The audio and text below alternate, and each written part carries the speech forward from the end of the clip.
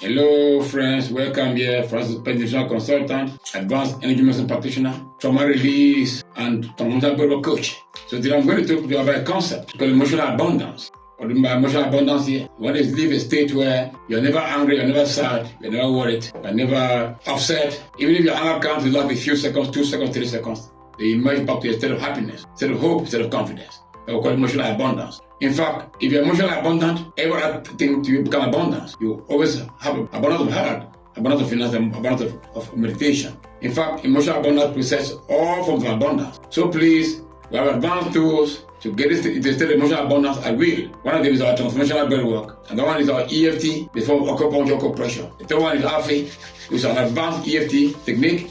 And all it gets into a state of permanent happiness, permanent joy, permanent confidence, instead of emotional abundance. And with emotional abundance, all other abundances will follow. So guys, you want to book the slots for our all-round abundance training that's coming on the 28th of February 2026. It will be Saturday, and learn how to get the state of emotional abundance at will, so you can get all other abundances. Thank you. God bless you.